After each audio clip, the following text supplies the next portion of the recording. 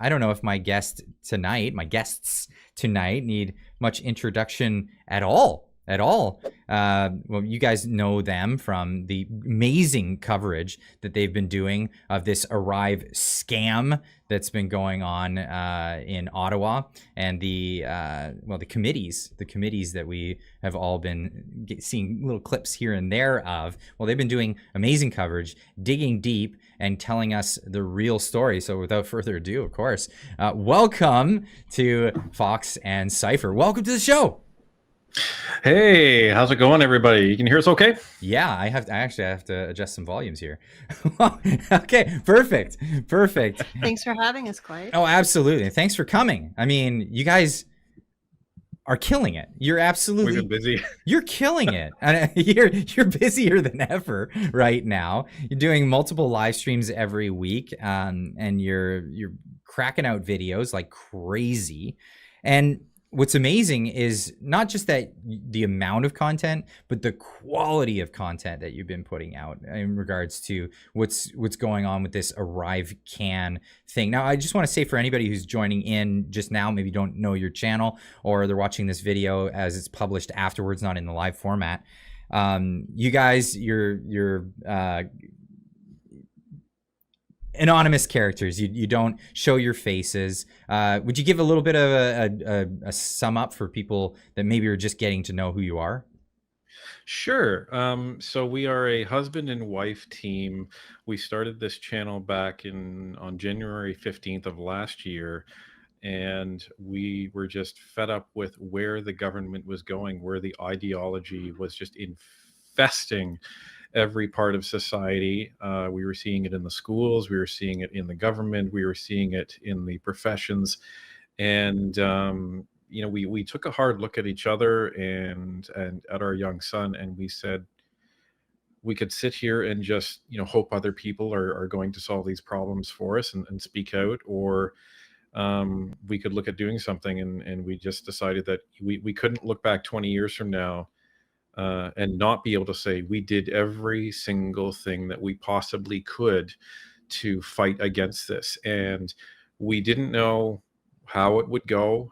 We were hoping for maybe 1,000 people by the end of the first year, and you smashed that. Underestimated it. Yeah, you guys absolutely smashed that.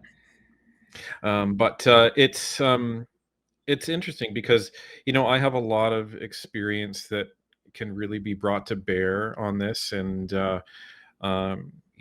Fox, even though she's a stay-at-home mom, she brings just a very, very grounded perspective that complements mine, because she's asking the questions that the average Canadian is asking. And, a lot of times I'm able to either extract the answer, or we're able to find those answers, just through our resourcefulness and the quote unquote resources that we have.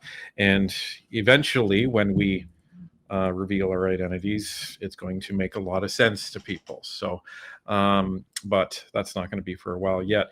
We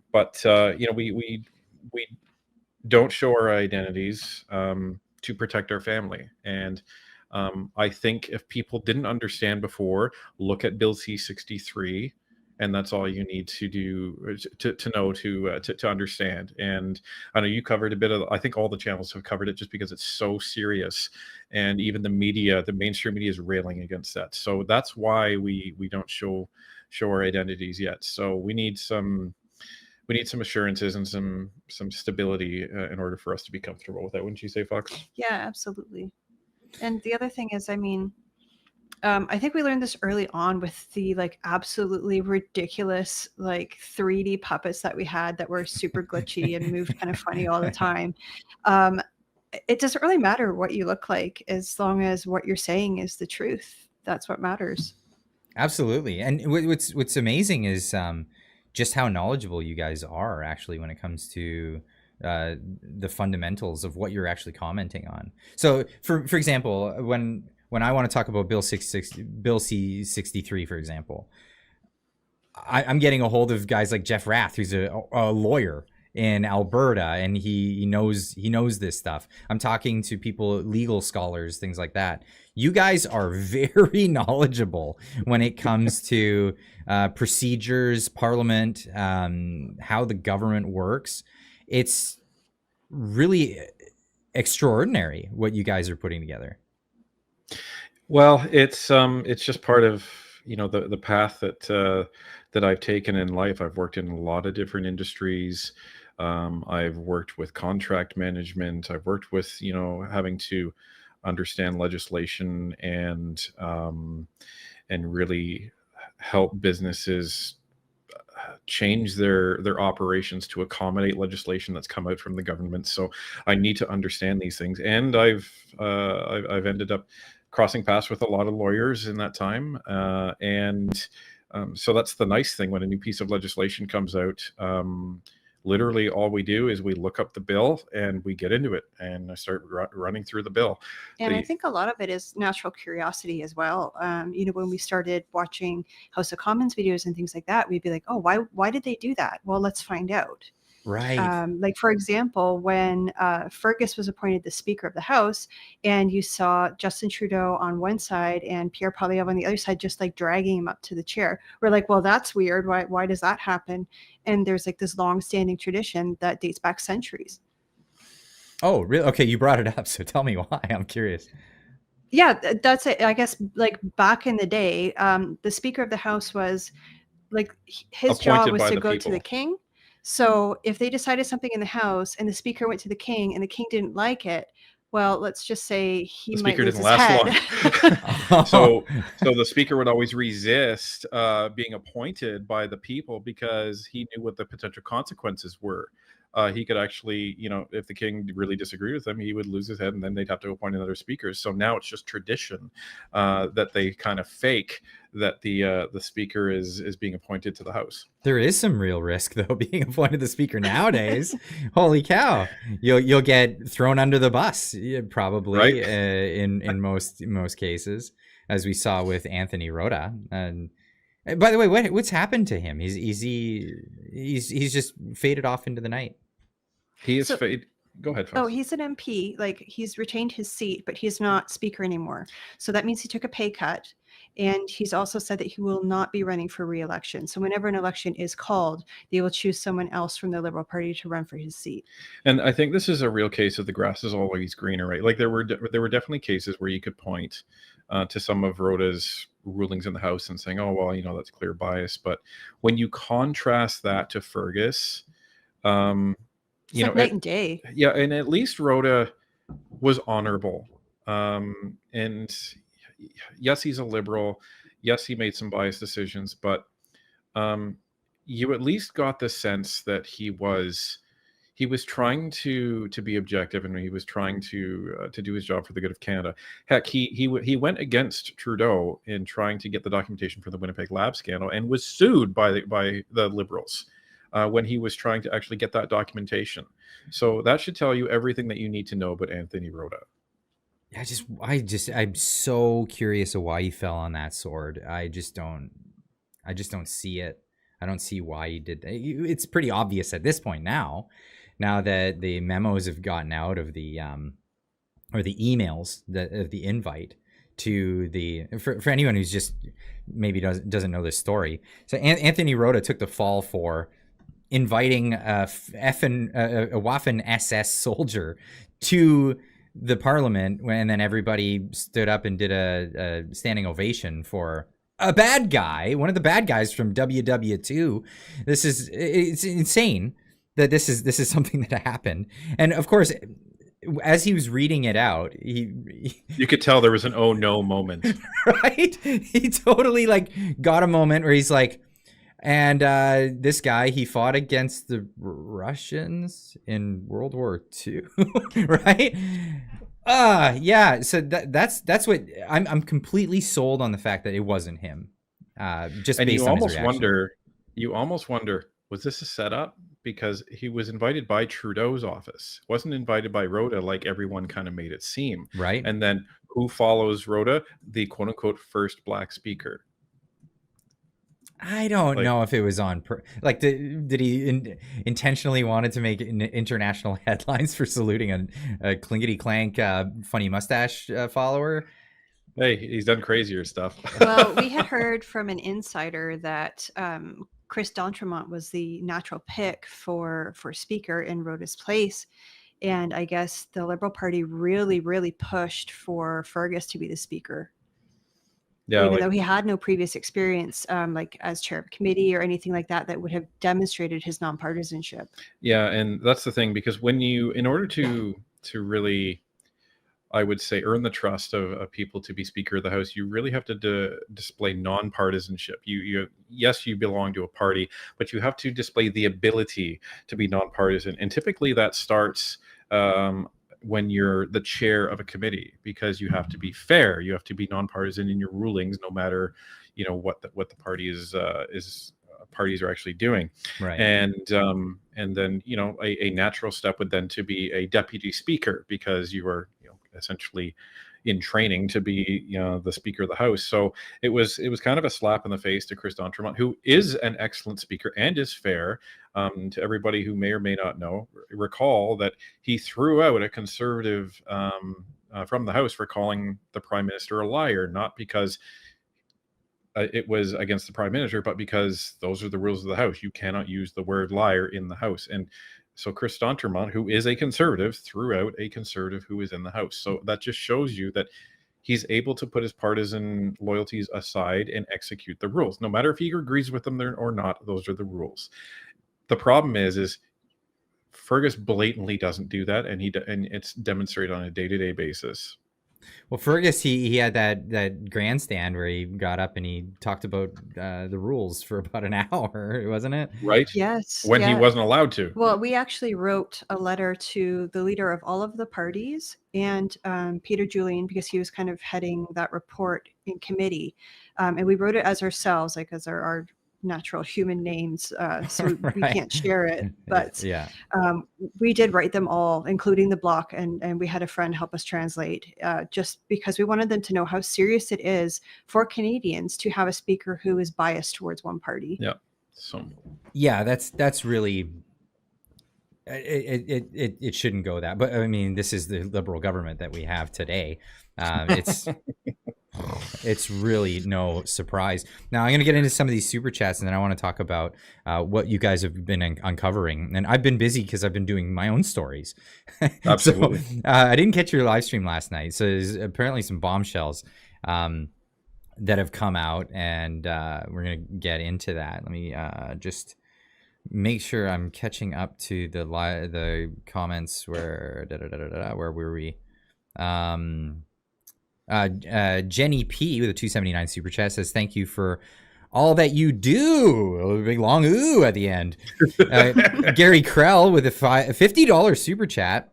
Howdy, awesome. Howdy, my fellow Clydesters and Clydettes. Oh, that's good. Adding, that's a good one. Adding some to that. Trish Prue with a $5 super chat. Our Northern Perspective Clydesters. Inquiring minds want to know. Are you guys Clydesters? Apparently, they've come up with this new name for the fan base. I actually want to call a vote of non-confidence on Clydesters and launch a coalition government between Clyde Nation and the Clydesdales, and then we'll have a kind of we'll have an NDP Liberal thing going. It's a soft coup of the fan Clyde base. Nation, Clydesdales. There you go. That's too real. Oh, that's terrifying. Wesley Snipes with a $5 super chat. Love WTF in government. Yeah, love the WTF. Leo Orchard with a $5 super chat. Clyde, Fox, and Cypher, 3 very different styles, but 3 staunch freedom fighters. Awesome. Thank you so much. That's very kind of you to say. Thank you. Dr. Roscoe Pico for $5 says, all 3 of you guys are awesome. Have a great weekend. 20 plus here in Vancouver this weekend, and have a great time in Japan, Clyde. It'll be even warmer in Japan than 20 plus. I'm looking forward to that. It was unbelievable. It was a sunny day today. What was it like or do you even disclose what part of the planet you're on? We're in Ontario, somewhere in Ontario. Yeah, so it was okay. Actually, I don't even think I made it outside today. I did. It was So sunny. busy. It was sunny. Yeah, actually, I didn't get to leave the house. The plan was to leave the house. No, but... you did, because we took our little boy out, right? Oh, right. Yes. Wow. All our days are like bleeding. When you do into 8 hours each of other. live streaming in 2 Oh, I nights, know. it really wears on your brain. I know. Sometimes I forget what day of the week it is, because Mm-hmm. Fridays are kind of that moment where I'm like, oh, I've got a live stream tonight. You know, it's like, all right, all right. At least tomorrow's off, right? It's one of those. I got a couple more here. Next for Cup with the $5 says, to us, your identities will always be Cypher and Fox. I think that's the way it's going to go for a long time. Even when you guys reveal who you are, it's going We're to still be... going to call each other Cypher and Fox. Yeah, it will be weird to call you anything else, you know? Yeah, I think so. This is one of those. Steve's Hyde with a $5 super chat. When the guy got kicked out, I thought the word he wasn't allowed to say was minions, and not liar. LOL. No, it was lies. It was lies. Yeah, you can't call somebody a liar. You can't say they're lying. You can't accuse them of like having said lies. Yeah, you're just not allowed to. You're allowed to say falsehoods, just not lies. Yeah, you're allowed to say this guy utters falsehoods. He's a falsehood utterance person. I don't know. It's just awful demeanor that they actually. It's crazy because question period. It's a good reason why they call it question period. There's no answers the whole time. That's right. There are no answers. It's just a moment for people to have their schmarmy take and then post it on the internet. I mean, that really seems like the only purpose for it these days. It makes you wonder what question period achieved before social media. Well, and we've gone back and watched some of the Harper question period, and they were wild. I mean, they would call each other names and grandstand and stuff, but the question would get answered. Oh. Yeah, it would get answered. And if you if you really want to go back, go into the 90s, and our boy, what was his name again? Daryl Stinson. Yeah, he was ready to like son throw of a down and bitch beat somebody up. and all this stuff. Oh yeah, he's the guy. The guy called him a racist, and he like lost. Lost it. And the speaker was just like, "Order, please." I wish I had that clip on hand because it's a funny one. It's a really funny one. We actually did it. When someone posted on X the one time, and we're just like, okay, we got to do a quick one. So we did like a 6-minute reaction to that for people who may not have seen it, and so we posted that. And is it on YouTube? I'll pull it up. What's his name? Daryl Stinson. And he like challenged the other guy to a fight. Should be able to find just Daryl Stinson. Yeah, maybe. It's such a funny clip. Yeah, MP Daryl Stinson erupts. I've got it. The national. Hold on. Or you send me the link. I got it. I've got it. Let's get this one up because this is just too funny. I don't understand it. I just don't understand it. We have a system set up. You know what? And I was asked this question. And I've had this. I've been branded a cold-hearted redneck over this question. I can handle it. That's fine. Oh, yeah, I hear extremists from over there. Sure, it's extremists to worry about the taxpayer in this country. It's extremists to worry about the livelihood and the safety of my mother. Hey, it's extremists. That's right. You keep it up. Watch his face. That's what you call extremist. Shame on you. I hope your parents give you a talking to when you get home. That's all I can say. You have no more thought for them. For shame. Now, I hear the word racist from that side. Do you have the fortitude or the gonads to stand up and come across here and say that to me, you son of a bitch? Come on. Daryl. Oh, come on. Order. Yes. Oh man, that is too funny. Oh, does it go on? Order, please. Order, please. Order, please. Order, please. Order, please. Yeah, you're an embarrassment. Order, please. Thanks. Listen to what the Sorry to speaker have this says. happen. Order, please. You don't call it parliamentary language or anything like that. Listen. Order, please. I think honourable members know that sometimes tempers flare in debate, but I think if the honourable member would continue to engage in verbal sparring rather than the other sort, I think we'd all be better off. I think that's true throughout the House, and I invite the honourable member, if he wishes to resume his remarks, to do so. What he's saying is, yeah, please don't beat the crap out of each other. Just continue swearing at each other. That would be preferable. That's unbelievable. Now contrast that to Fergus and talking about, oh, we want to practice parliamentary decorum in the House here. I'm like, you son of a bitch! I'd prefer that to the smarminess we see now. Oh, come on. Can you imagine if Facebook existed back then? Oh, it would be a different world today if that was the case. Anyway, we sometimes invoke our inner Daryl Stinson on our videos now. So that's hilarious. The super chats just keep rolling in. I'm going to hit a couple of more of these. Mr. Excuses with $2 says David Menzies was arrested again. I didn't know that. I'll have to look into that.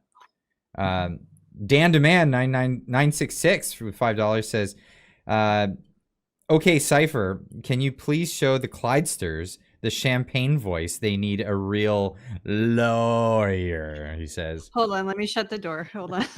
no, it's not shut. We will take no lessons from the Conservatives, Mr. Speaker. I'm a lawyer. Is that the Daryl Stinson thing? No, that's champagne. Midget. Oh, the midget. Right. Francois Philippe Champagne. I talk so loud because I am so short and I am kind of French, but I will take no lessons from anyone. And when he was hauled into committee, he kept telling the Conservatives what a good lawyer he was. Yeah, it was weird. It was bizarre. Because that's what good lawyers do. They brag about being, instead of just showing that they're good lawyers. Exactly. He was being questioned by a Crown prosecutor. He was being questioned by, I think, a litigation lawyer in Michael Cooper, and he's like, "We are both lawyers, and we so understand you should be a lawyer. You spend a lot. I'm a good lawyer." Like, shut up. Yeah, wasn't he telling Cooper that he should be a lawyer? And we're like, Cooper is a lawyer, dude. Aren't they? So they like pretty much all of them lawyers? You'd be surprised how many are not, but there is a good number of them that are. There's a good number of them. Michael Barrett is not a lawyer, believe it or not, even though he's on point with his questions. He knows a lot of stuff. You believe he was a lawyer. Yeah. I just like Larry Brock. I assumed he's a lawyer. Oh yeah, he's a former Crown prosecutor. Oh, okay. Well, there you go. Like he's a very experienced lawyer. And anyone who he wants to intimidate, he reminds them he's a former Crown prosecutor. Oh, that's hilarious. That's hilarious. Anyway. Yeah, I was trying to get to the end of these super chats. I've got a couple of more here. Diane for 20 says, hey, Clyde, Cypher, and Fox, I love how these two YouTube communities are joined in loving Canada and supporting one another. After the live streams, this comes to mind. We will take no lessons from liars, she says. Going on with the same thing. Christian Tessier with $5 says, did Bill S210 pave the way for C63, and how do they plan on enforcing S210 or C63 without digital ID? So do you know what S210 is, Clyde? I've heard S210. Is that the one that's supposed to be to bring in digital ID for viewing pornography on the internet? Not digital ID per se, but a form of showing proof. They want to validate they want to verify your age, and right. The problem with that is the bill doesn't get into specifics of how they would do that, so that becomes a big problem. You think that would be the first facet of the bill, like right. This is what we're trying to achieve, and this is how we're going to try to achieve it. Right, and it's a conservative Senate bill, and we have given our opinion. We are completely against this bill, despite it being a conservative bill. Yeah. Because again, it's government overreach into the parents' role in the home. And like, what are you going to, how are you going to prevent people from watching DVDs with potential, parental or R-rated content and adult content? Like, how are you going to start asking people to verify their age when buying movies at the video store? Like, and this branches off into so many different problematic areas. Again, it comes down to, you cannot regulate the internet, because these people that are thinking of these laws, they are so behind in technology. The internet is not, they view the internet as one medium. And as you know, the internet is every medium all at once. And you can't apply a broad brushstroke to that. And yeah, the internet is scary. It is filthy. It is filled with terrible people, but it is also filled with the brightest and most beautiful creations that ever, come out of, humanity, in my opinion. And it just depends on where you walk. It's just like you go into the real world. You know the places to stay away from, and you know the places that are safe and that you want to go to. So, and how do we manage that? Well, you have adults that are guiding their kids, and they teach them, this is where you go and this is where you don't go. And you can start off by, don't be giving your kids a cell phone when they're 8 years old. Yeah. How about that? That's a really good step in the right direction right there. And we've talked about a lot on our channel about the digital footprint. So our son, when he entered kindergarten, they said, we want to create a Teams account for him. And I said, no way, that is not happening. And they said, why? I said, because you're not going to be creating a digital footprint for my son when he's 5 years old. We've posted no pictures of him on social media, because all of these people, remember, the iPhone only came out about 14 years ago. It wasn't that long ago. And people don't understand yet the impact of putting all of their kids' lives on social media for all to see. The issue that parents that have done that are starting to find out is that when their kids come home and they're complaining to them about being bullied, they're realizing that that's continuing on, because all these kids are finding all this material about that same kid that you've been posting for 14 years to then bully them between all of their friends on their social media circles, and they can do nothing about it. Yeah, they're just adding more fuel to it by adding their kid's profile online. Right.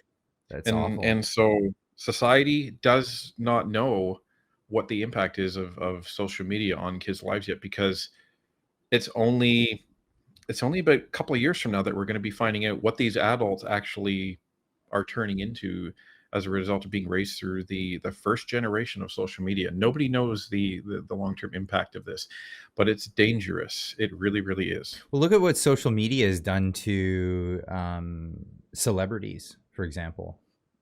Celebrities, young girls, young boys, the dating market, marriage. It has completely transformed, and in my opinion is destroying society. Wow. Yeah. I mean, I can't disagree with that.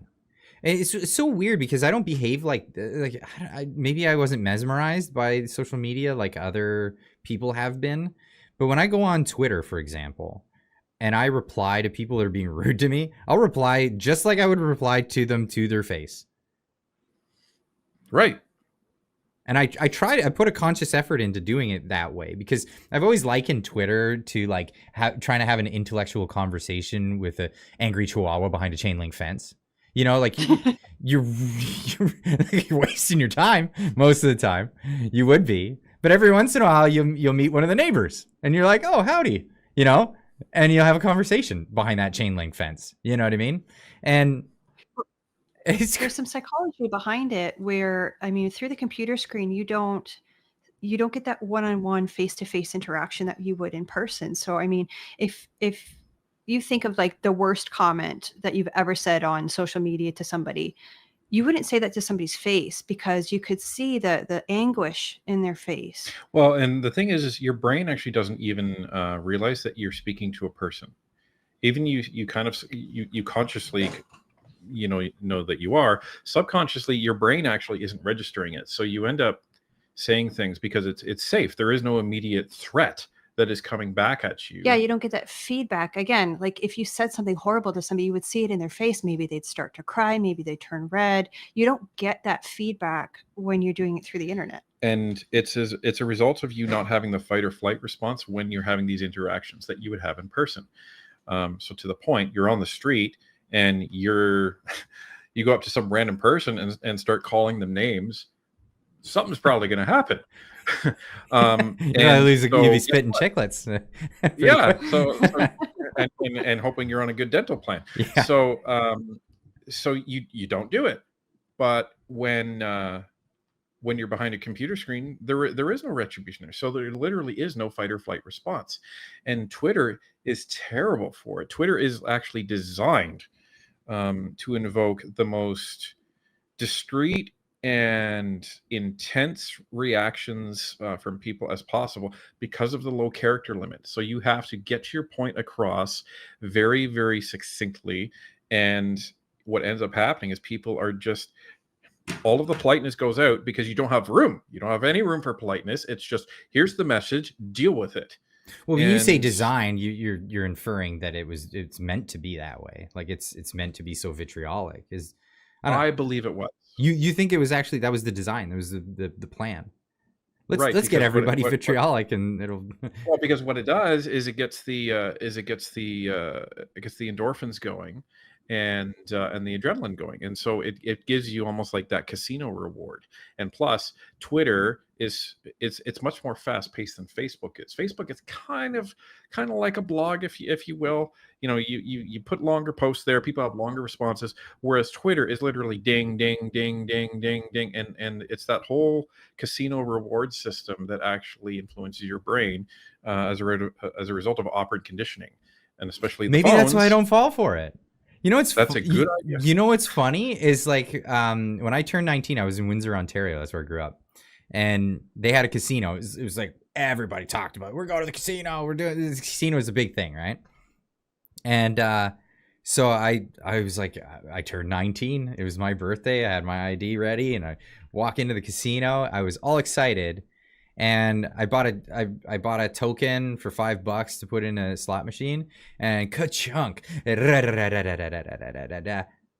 Snake eyes or whatever you call it. I lost. And I'm like, this is the worst thing ever. Let's go. Yeah, why do people come in here? Yeah, I was not excited by it at all. And yeah, I really don't go to casinos. There's a casino in my town here, and I don't go to it. Yeah. If we were ever go to Vegas, wouldn't go there for the casinos. Would go over there for the shows. Oh heck yeah! I really love Penn and Teller. I'd go see Penn and Teller. Oh yeah. Why not? Yeah. Why not? Absolutely. There's a lot of cool things to see in Vegas that's not gambling. Of course, I'm not very, you would be less welcome there if you're not just blowing all your money on that. Anyway, to circle right back around to S210. So S210 is kind of a competing bill to C63. The one positive thing I will say about S210 is it is very clear on who it is targeting and trying to protect, which is kids and kids only. Right. But the problem is you are opening people up to a myriad of privacy breaches. And as a result of those privacy breaches, you end up saying to all of the hackers and ransomware people out there, hey, this is going to be the biggest target on the internet for you. Just go to the top adult content sites and try and get the data that is going to be passed inevitably from the adult content site to the government. I didn't even consider that. Yeah. And you think of these people that, everyone has their fetishes, however strange they are, it's how the world works. So imagine these people that are in professional positions, they're leaders in their community, and then all of a sudden they're like, oh, so-and-so is has these fantasies about whatever it is. Whatever kink or whatever weird thing they're into. Right. And use that to their career and their family. You could blackmail people with that. Absolutely. And you could destroy people's lives in an instant. And and the thing is it's not if it happens, it's when, because you have the most secure, like the NSA was hacked a couple of years ago. Well, So- City of Toronto was City of hacked Toronto very was hacked. recently. Yeah. I was just reading a report. I didn't find enough to make a whole story out of it, but I was reading a report that the CRA was hacked in 2020, and there was a report just the other day talking about it Yep. and another RCMP thing that they got hacked, and all of this information got out. And people are like, the government was saying, "Oh, you're my business account. Maybe you want to get in there and change your password." Yeah, and in 4 years later, they're 20 telling us this. Maybe you should change Right? your password. and they're supposed to by law they're supposed to tell you within 30 days. Crazy. And in 2019, 2020, one of the largest laboratories in Canada, Life Labs, they were hacked. A bunch of information was leaked. And right now there's one city in southern Ontario, Hamilton. They're still shut down. They've been shut down for like 3 weeks. And allegedly they didn't take any backups of any of their systems. So they are rebuilding everything from scratch. Oh, no. So you can't even pay your taxes. So They've actually told everybody stop paying their taxes. they got hit with what? With ransomware, and then they didn't buy the ransom, Yep. and then their stuff So, got yeah. Yep. wiped. Yeah. Brutal. For people who don't know what that is, ransomware, they'll basically hack in, change all your passwords, make it so you can't access your information, and then they They'll hold it. encrypt everything. Yeah, and then they hold it for ransom. You pay, and then they They give you the key to unlock it and get access to your stuff. Hopefully they give you the key. Well, that's the funny thing. They actually do, because if they never did it, then no one would ever pay. Yeah, that's a good point. So- That's a good point. And they usually ask for like quote unquote low amounts because they want you to pay it. And they know it's going to be less to pay the ransomware than it will be to try to either like rebuild from ground up, restore from backup. Like it's going to cost a lot of money and a lot of IT professionals' time to do that. So some companies will just pay the ransom. And Supply and demand curve. it's, Yeah. it's all Yeah. economics. It's all Is that nuts? It is nuts. And the most I think frustrating part about all this is almost every single ransomware attack was not initiated by a person. It's just automated bots that go out, and if they catch you, and then it calls home. That's when the people get involved. Yeah, they did sick kids not that long ago in Toronto. Yeah, And and a ransom group said, "We're sorry," because it was a children's hospital. So they restored everything. so they gave them the key. Holy cow. That's brutal. Oh man, is that brutal? The cyber world is just ruthless. It really is. Yeah. Yep. And it's always 3 steps ahead. Yeah, and the government is basically saying, "Hey, why don't we make another way that people can get your info and scam you and threaten you, these kinds of Well, things." this is where the government is so naive, because there are different levels of the World Wide Web. So all that's going to happen is everyone's going to, it'll just be another network that stood up on the same side. People are going to say, "Screw you," or They'll use a VPN. or Facebook and the social media companies are going to say, "Canada, all right, fine, we've had it, we're out," and now we're China. And then Canada has no access to Facebook, no access to Twitter, no access to any of the top social media sites. How do we see it not going that way if this stuff passes and goes through? Because Well, here's the nice thing: C63 will never pass.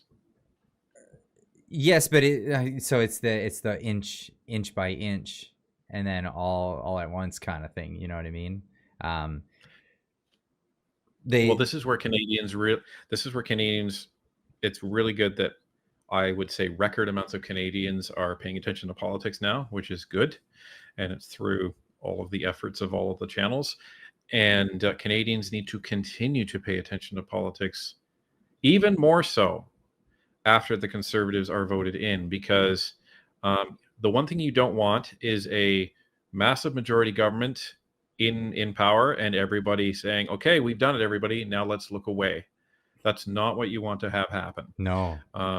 You want everybody to be paying attention. So it's very important, and we need to be very aware of the legislation that is coming out from each government, the impact that it has, and this is why committee is so important. And we need to be continuing to ask industry experts and professionals to continue to step up, to write their briefs, to go and testify at committee, not just for their voice to be heard, but for Canadians to hear their voice to be heard and understand why it's a problem, and understand, that there is good legislation and there's bad legislation. I think the main problem with what's going on in the internet is the laws that we have don't support, they're either not enforced or they're not up to date to reflect the internet. You don't want to regulate the internet, but you want to punish the people that are actually committing crimes that match current offenses within the legislation. Right. So my understanding of Canadian law when it comes to the internet is we largely essentially just follow the Digital Millennial Copyright Act, which is actually a US piece of legislation, but it was drafted, it's been brought into law, and everybody follows it. And like, we're not the only countries to just go, okay, we'll just accept that as like the legal groundwork or framework for this. Yeah, most countries, like, they're if C63 were to pass, we would be the first company outside of, say, China and North Korea to actually take such drastic steps to regulate the internet in such a way.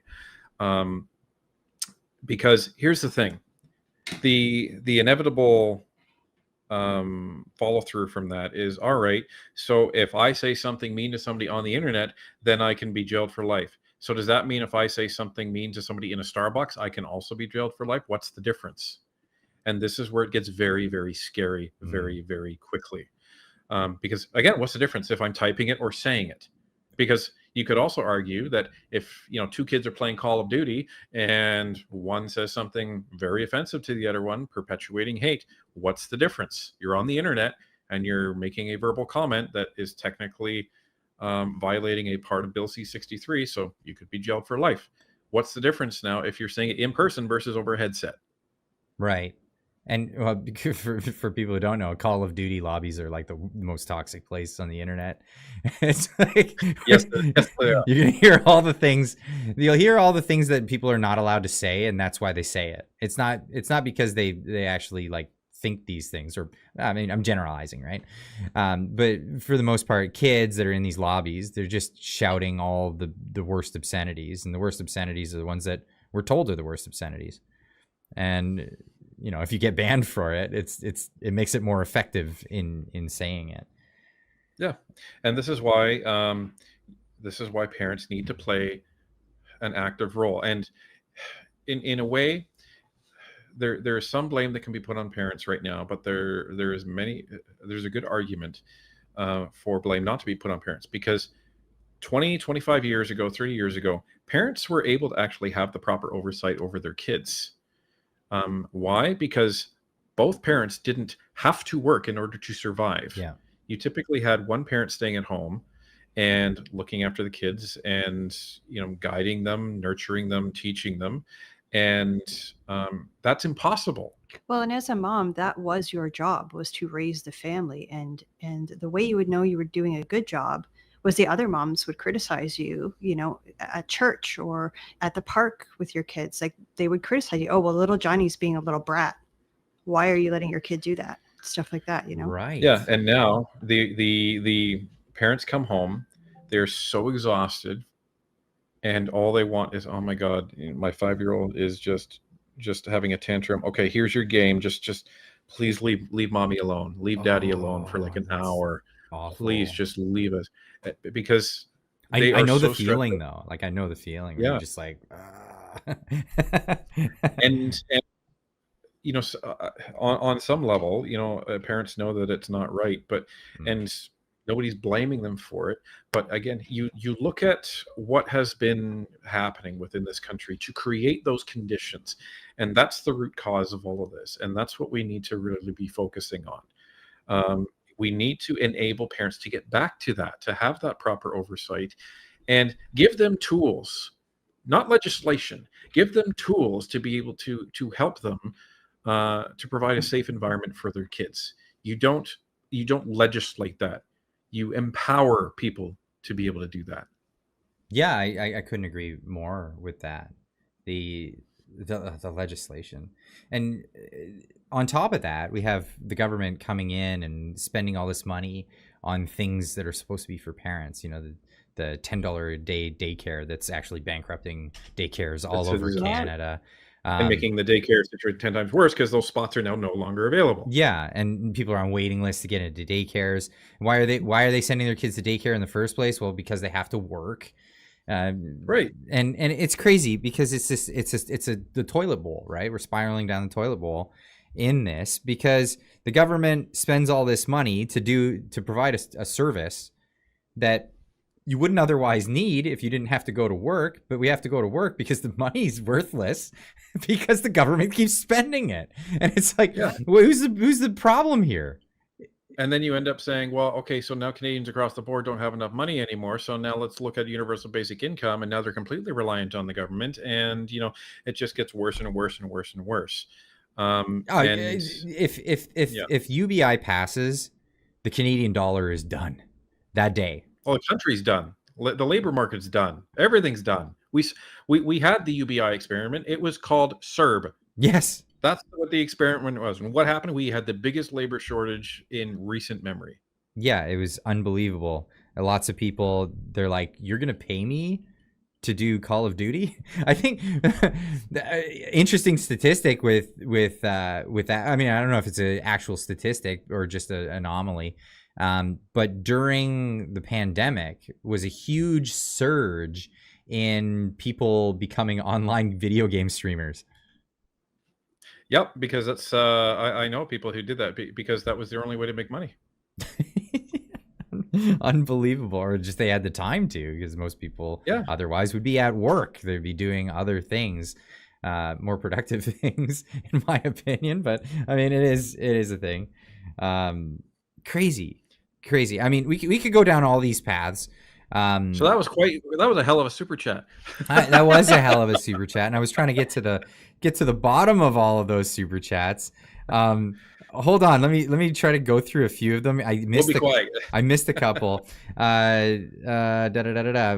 Vesper saying Darmok and Jalad on the ocean. I don't even know what that means.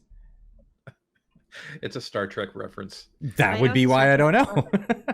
Yeah, I don't know what it means. So what it is it's actually it's a Star Trekian spin off of the ancient myth of Gilgamesh and Enkidu, where they ended up, you know, fighting as fierce enemies, and by the end of it, they came to respect each other and walked away as friends. So in the Star Trek universe, I'll try and sum up an hour episode in 2 seconds. Answer it like a Jeopardy question. You have Captain Picard meeting an alien race, and the alien race only speaks in metaphors. Now the problem is, so he's a Newfie. Yeah, there you go. And you have you hear them translated in English, but they'll say things like Darmok and Jalad in the ocean. You're like, okay, I understand the individual words. I have no idea what you're talking about. But the metaphor is supposed to invoke an image of what they mean. So, for example, one of the phrases they say is Temba, his arms wide. What that means is there's a guy named Temba, and he's opening his arms in gratitude. So he's saying thank you. That's what that metaphor would mean. But the problem is, and this is what they learn in the episode, you actually have to know who the hell Temba is and what the hell the circumstance actually is. So in the episode, Picard and this alien guy, they go onto this planet, and they actually are forced to learn how to communicate with each other because they're facing this monster.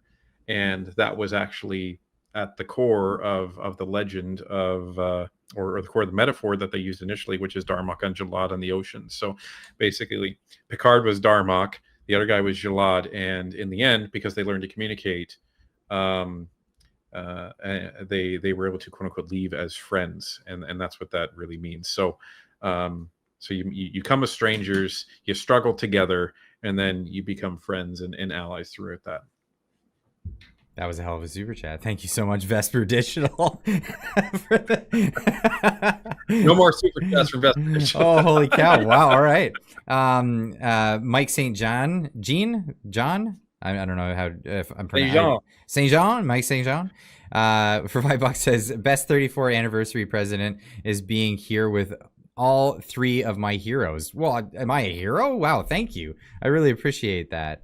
Holy cow. That's fantastic. Does it still throw you, Clyde? Because it still throws us when people. It throws me. It does. Yeah. Like it's very humbling, and I never get used to it, and Fox never gets used to it. No, because I'm just like, I'm just a housewife. You guys are doing and you're probably like, I'm just a mechanic. I am. I'm just a grease monkey. I should do that. I should make a shirt that says the grease monkey philosopher. I should get in that one. Yutaka for $2 says every Friday night we are in Clydestan. So that's we got another one. Oh, hi, and he says hi. Hi Maru. He's got the 0, which is long story. Japanese woke town thing, and with the fox. So saying hi to you guys. Awesome, Evidently. thank you. Where else are we? Pandemonium with $5. Oh wow. Stinson sounds just like Jim Jordan from the U.S. Senate. Oh, I didn't know that. Kind of. He kind of sounds like Jordan. Yeah, he kind of looks like him too. That's funny. But Stinson definitely has more of the Eastern Canada accent. I gotta find where I was because I skipped over a few and then I realized that I did. Okay, Chris B with the 279 says, why is no party refusing the pay increase on April 1st? I would like to see why they are all voting for it. Are the Conservatives voting against it? They don't have a choice. It's already been voted on. It was voted on years ago. Yeah, so I went into automatic. this on our live stream last night. So what happened was in 2005, in order to kind of take the politics out of the MP pay raises, they decided that MPs would get a raise every year, and it would be based on these certain factors that were like in the public and private markets, so that they would have absolutely no control over what they got. And it would happen every year on April 1st. When Harper was in power for 3 years, he put in legislation that the MPs would not get their raises those 3 years. And that was during the economic downturn. And once things got better, that was removed and it went back to this 2005 legislation. So the government would have to introduce legislation to stop this pay increase, which they have not. In order to stop it. Now, the MPs have no control over it. They can't like go to the HR department and be like, I don't want this on my paycheck. They're getting it whether they want it or not because of this bill that was created in 2005. Yeah, so we're going to be chatting with our MP at some point, and we're going to be suggesting that they may want to, like what we had suggested is that the Conservative kind of take the delta and that increase and pool it together and or donate it to like one of their local food banks in their ridings. It's not much, but it would be a good gesture in terms of we're not going to be accepting this increase, and we're going to funnel it back to the Canadian taxpayers. So it'd be great to have a bill where they create a metric where, based on how much we owe in our debt and how much we how well the economy is doing, whether their pay actually goes down. So if the country's gone for a shit, their pay keeps going down until the country starts going back up again. Yeah, both in debt and both in where our GDP is. And in the private sector, we call that performance pay. Yeah, and a pay cut. When you usually just get fired in the private sector. But anyway, moving on. Pandemonium for $2 says Larry Brock, which Rinder? Attorney General. I'm not sure what Witch Rinder is. Do you know what that is?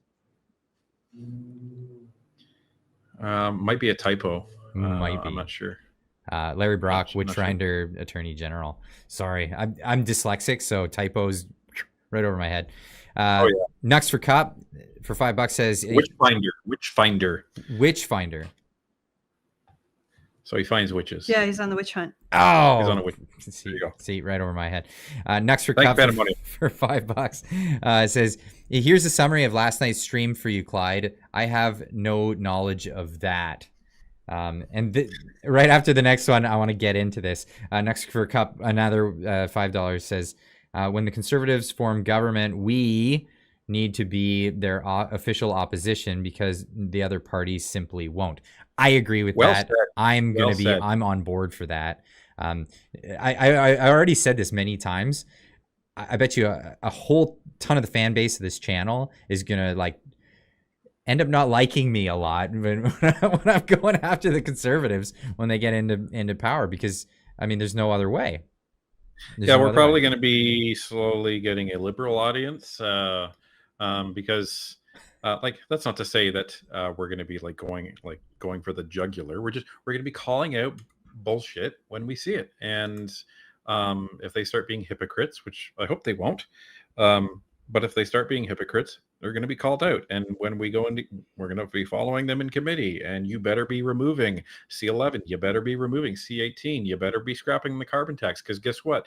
This is all the stuff that you said that you're going to do. So even going back to C16, the one that Jordan Peterson was railing C16, against. that needs to come out too. It's got to go. It's got to go. And compelled speech, get that out of here. We need a Javier Milei. That's what we need. We need a guy, a Fuela, ripping departments out. Because I think you're going to find that. I think you're going to see a lot of the public service fired. Good. And I'm not saying this because like I feel bad for people that have a job and they lose their job, but you know you're gonna get another job. It's gonna happen. It's just, it might be painful at first, but this is where we need to go. What I'd like to see is legislation making it so they can't add government works as part of the GDP. Mm-hmm. Mm-hmm. I would love to see that happen, and I would love to see a thing where they make legislation where the CPI numbers, when they're any time that they change what the basket of goods are, that it has to be published. Yeah. They should. Why would the consumers not be informed of what the about the consumer price index changes? Like, why would they not? Most people don't know this. That like, okay, they compare Canadian inflation to American inflation, not knowing that the Canadian government's basket of goods that they measure against inflation is different than the United States basket of goods. Totally different thing. I think that's, Clyde, I think that's because high schools don't teach people about home economics anymore. They teach people about gender ideology as a replacement. I think that's probably one of the reasons why people don't know even about the consumer price index. Yeah, it's ridiculous. It's ridiculous, just people's economic illiteracy. It's insane.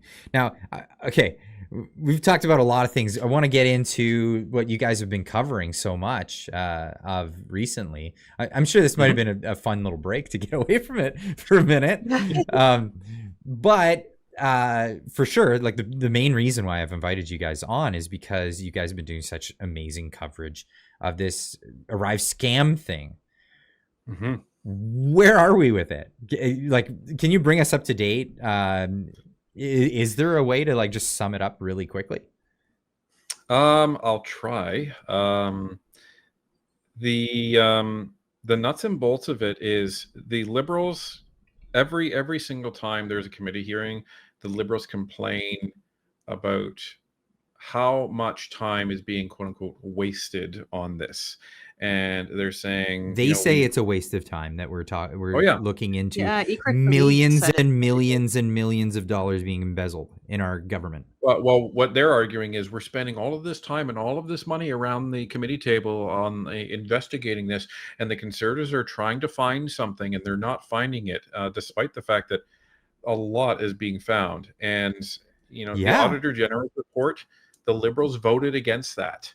To even be done in the first place, and it only happened because the NDP voted with the Bloc and the Conservatives. So just think about if the NDP voted with the Liberals, we wouldn't have learned a lot of the stuff that has actually happened. The procurement ombudsman found a whole bunch of problems with the internal government processes. So to sum it up, there is let's focus on the two companies. So number Well, one, okay, so GC Strategy. little bit of a, if anybody's walking in from fresh, ArriveSCAM was an app that the government made to track people that were coming in from foreign countries. Anyone who arrived in Canada had to put this app on their phone, which was invasive, and it caused a lot of problems for a lot of people. People ended up with fines and being put into quarantine mistakenly because the app was a piece of crap. And 10,200 people. Right, all these people suffering, and there's going to be lawsuits after lawsuits over this stuff. But the government was very hasty and very stringent on this, and this was the last straw for a lot of Canadians, and largely the reason why the convoy started and went to Ottawa, the Freedom Convoy. That was like the last straw for the truckers. So this was something that the government, Trudeau's government, really stringently pushed on people, and then we find out all this time later that it cost way too much money, and then the investigation started. So I guess we could take it from that point. Yeah, so the original app, it was estimated that it was going to cost $80,000. Now that would have been too low, but it ended up costing a total of 750 times that amount to be at least $60 million, because one of the issues with the Auditor General's report is she said that she has never seen a worse documented project in all of her audits in her entire career. There's just missing documentation, missing governance, missing everything. So she said it's 60 million, maybe. It could be more, could be less, could be more. And one of the other damning things that she found is that on one of the big GC Strategies contracts, she found that GC Strategies actually worked with someone inside of CBSA to create the requirements for the request for proposal that they were actually going to bid on. So the Auditor General found that there was collusion between a vendor and the government to create the RFP that they were going to bid on, so that only GC Strategies could possibly win the contract. Right. So the people that are bidding on these contracts, they should have no knowledge of correct of any of this stuff. Yeah, so it would be like you, Clyde, applying to a job somewhere and you saying to the person whose company you're applying to, okay, let's write this together. It needs to be somebody who has skills as a mechanic, somebody who's bilingual English, Japanese. And someone who has a YouTube channel called Clyde Do Something. So you're describing yourself, right? But seriously, that's what That's happened. what they did. And nobody else could apply for it because it was tailor-made for them, by them. And you're right to laugh, because it is just ridiculous. And that's what happened. So so that's just one thing. And they also found that GC Strategies was given contracts where the government required them to have a security like a security process in place. They did not. 16 months later, it was like when it was found out that they didn't actually have this, the CBSA said, I guess they don't need it. We'll just amend the contract. And now they don't need a security process for that. The other thing that they were doing is so when they bid on the contract, they would say, okay, what's the maximum? CBSA said to GC Strategies, we want the most expensive resources you can give us. And you might be wondering, well, why would they do that? Yeah. But hear me out. So GC Strategies, what they did is they said, okay, so we have all of these resources that are, say, level 10. And CBSA said, sure, that sounds great. Then what GC Strategies did is they went and hired a bunch of, say, level 4 resources. And they invoiced CBSA for the work. GC Strategies got paid at level 10 rates, and then passed on level 4 payment to the resources. Where did the rest of that money go? Right in their pockets, right?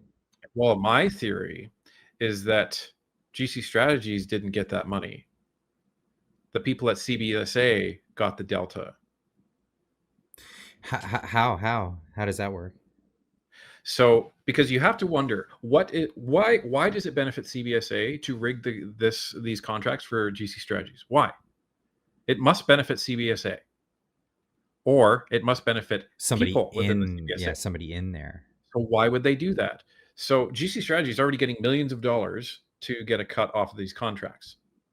So, and the whole problem with this process is when the minute GC Strategy subcontracts to somebody else, the government loses visibility. They do not see what goes on from then on, from outside, in terms of their oversight. So if GC Strategies then says, well, we're getting paid level 10 rates and we're gonna get level 4 resources, then let's say there's a delta of $200,000. Well, then the people in CBSA can say, you give us the difference of that, and nobody will know the difference. Right. How hard would it be to prove that? It could be difficult depending on if that did happen, where that money was funneled. Did it go into offshore accounts and tax havens and all of this other stuff? So, but it sounds like a 10% for the big guy kind of thing. Well, and this is where this is where law enforcement can get or this. a quid pro quo, isn't that what they call that? Like, you get us the contract, and then you scratch my back, I'll scratch yours. Yeah, right. Yeah. So this, but in general government auditing, they would never see this, and this is the auditor general couldn't see it, right? Because she needs access to bank records and all that, which the auditor general doesn't have the power to ask. Right. But if that only happens if it turns into a criminal investigation, which is now begun. So right. So it is possible. Is that two things that are happening separately? So these committees are happening, and then also the RCMP are investigating into it? They are separate, yes. Okay. And what sort of transparency will it be with the RCMP investigation? I mean, unknown at this point. Yeah, because we saw the RCMP were investigating the SNC Lavalin thing, and then that turned out, yeah. If I'm not mistaken, though, the RCMP can use the testimony that's been given in committee because it's part of the public record. They can. So anything presented in committee can be used as part of the RCMP case and investigation. So, does that mean that they could get warrants based on the information that's happening in these committees? Yeah, because for example, Christian Firth and Darren Anthony were sworn in this week. Both of them were. So if they were found to actually be lying, that would be perjury. But anything that they say that is so, for example, back in the fall when Christian Firth admitted to forging resumes, that's going to be a problem for him. Yeah. So the RCMP can take that as evidence because he was being questioned by the government, and that's what he put on the table. So they can take that and say, all right, well, you said this, it's on record, and what do you have to say about that? Oh, here's your silver bracelets. But what we think is happening is, and Christian Firth kind of confirmed it. He is, I think, and Christian Firth is the owner of GC Strategies. This one of the co-owners. Yeah. This is two of them. Yeah, Christian Strategies and Darren Anthony. Darren Anthony testified last night, and that was a joke. But Christian Firth is the other one. And I think Christian Firth knows that he is absolutely screwed. So he tried to say as little as possible at committee, much to the chagrin of everybody. But I think he knows that if he did say anything, he would lose whatever bargaining power that he actually have, because he knows at some point the RCMP is going to come and knock on his door. So my guess is that at some point, like, the RCMP is doing all of this background information. And from what I know about law enforcement is when they're looking at a case like this, interviewing witnesses is actually one of the last things that they do, because they're actually looking for all of the deep information to actually understand the foundation of what the case is all about. And then they start talking to the witnesses to kind of put those pieces together and link these pieces of evidence together. Because they wouldn't even know what to ask them if it wasn't for their investigation in the first place. Right. So they would be quietly doing all of this. And my guess is at some point Christian Firth is going to be like, I want a deal, and I will give you everybody. Is that the hope? Is that the hope? Is that it'll roll over on everybody else that's in the thing? Because it's either that or he goes to jail. He could be a flight risk at the moment. I mean, he's from England. He has He can. He's from England, but who knows? Like nobody knows if his passport's been revoked or anything like that. Like nobody knows anything. I think there's a reason he's still here. So, there's a lot of background information that nobody knows. Nobody really can know at this point. But I think he can probably avoid jail if all of the hyperbole about what he has talked about before is actually true. Mm-hmm. Let's assume it is. So that means which hyperbole are you referring to? So he has boasted before that he has relationships with ministers, that he has relationships with elected officials, he has relationships with Chrystia Freeland's office, he has relationships all around the government. So let's say all of that's true. That's bad news. Right. And he's not just going to go and say this in committee, because then the RCMP will say, thank you very much, now you're going to jail. So you want to hold on to those aces as long as you can, because he doesn't know if they're going to come and talk to him, which they absolutely are. His lawyer's probably telling him they absolutely are. So this is where you need to be saying as little as possible, so you have the most bargaining chips that you can, because Christian Firth is nobody in this whole thing. Everyone needs to understand that. He's a tool, and I don't mean that as an insult. He's actually a tool. And and he's some of the tool. people using that, some of the people using that is Christian Cameron McDonald and Antonio Utano. So these guys are the ones that have obscured all of this documentation about ArriveSCAM that the Auditor General can't find. Then they come to committee and said, there's lots of documentation. I don't know what you're talking about. And then you have Mindone, the what was his? The CIO Yes. of the CBSA, the Chief Information Officer, is in charge of all of IT at CBSA. All of his emails during ArriveSCAM have disappeared. How do you get away with that? Right? He was saying, oh, well, I don't know what happened. They were corrupted as I was moving them around. No, that's not what happened. Well, he's corrupted. Was he in talks with the Clintons? Did he right? They wipe them down, I don't know, with a cloth or whatever she said? I don't know. But now he's magically on stress leave. Oh, okay. Yeah, poor guy. Yeah, poor guy. And he is now the Chief Technology Officer for the entire federal government. Interesting promotion that he received after ArriveSCAM, and it was a non-competitive promotion as well. Isn't that interesting? We're hearing a lot about things that are non-competitive. Right?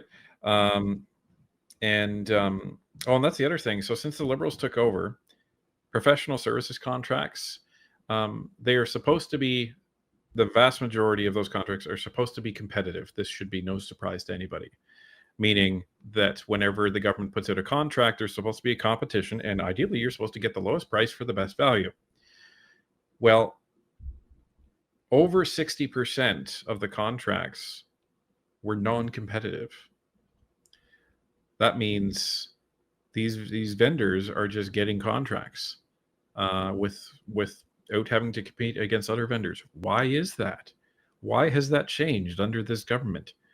Don't know. And so that brings us to Darren Anthony. Now, Darren Anthony was supposed to testify in the fall with Christian Firth. And Darren Anthony's the other owner? The other partner for GC Strategies. Okay. Which stands for Government of Canada, I learned this week. Yes, it does. Yes, it does. I was shocked. Much that to the they Liberals' admitted chagrin, Clyde. They didn't want that to they raised a point of order yesterday on that, and like, hey, they said it. It's on record. What? They didn't want people to know that? They didn't want that to be said in committee. Even though Christian Firth said it the day before. Yeah, they originally stood for Government of Canada Strategies. Now, the legal name is just GC. So, but whatever. This is what Christian Firth said. And the funny thing is that one of the gotchas that the Liberals thought that they had, and they were trying to hit the Conservatives and Harper over the head with this, was, well, the owners of GC Strategies owned a previous company called Corridell Systems, And that operated under the Harper government. So the Harper government were giving these guys hundreds of millions of dollars at that point. Well, we learned that that wasn't the case, Clyde. Well, What we even if learned- it was, let's go after that too. Well, yeah, and it doesn't matter, right? Yeah. But but that's backfired on them as well, because GC Strategies actually only, so Christian Firth and Darren Anthony purchased Cordell in 2015 for the sole purpose of the fact that Cordell Systems already had a relationship with the federal government, so they didn't have to go through this long drawn out process of being an approved vendor. Right. So they just bought a crappy little company with no employees, by the way, that already had that clearance and was already on the government buy and sell list. And they said, great, now we can start making millions and millions of dollars because we're already an approved vendor. Off we go. And we already know somebody in there called Cameron McDonald. So we're good to go. So, so the Liberals were trying to say, well, these guys were getting money before this. No, they were not. So, well, not them. They said, that vendor was, or whoever owned it. Right, but the whole Liberal narrative was Christian Firth and Darren Anthony, they were getting paid in the Harper government. Well, they weren't. They weren't. Oh, the thing that cracks me up, I don't have it on hand right now, but it was like back in 2008, there was a publication in Ottawa. I think it was like some, entrepreneur's publication, finance thing. And they were saying, GC Strategies, the fastest growing company in Ottawa. Like, right. What? Yeah. Right. Yeah, they are. And the interesting thing is they actually, it was actually three of them, if you recall. It was Caleb White, Darren Anthony, and Christian Firth that started GC Strategies. I did see that in the article, yeah. Now, the interesting thing was, is in our research back in the fall, when we found out there was this third partner, Caleb White, we were like, okay, so went and checked him out on his professional profile. He doesn't list GC Strategies at all. So he got the heebie-jeebies, and he's like, "This is a scam. I'm getting out of this. I don't want to go to jail." So one of the questions we may be asking, just as a quick one on Monday is, are you guys going to call Caleb White and ask him why he left? That would be great. That would be great to find that out. Yeah, because they made millions of dollars. Why would you back out of that business for any? A lot of money. Right? A lot of money. And I think it would be interesting. So how much has GC Strategies made? Not just in the ArriveSCAM, but how much have they made over the course of the time that those guys have owned it? So one of the inaccuracies that is repeated, so what you probably heard, and I think you actually played it on a clip, where was Pierre saying that GC Strategies was reported to have received $250 million. So that was actually right.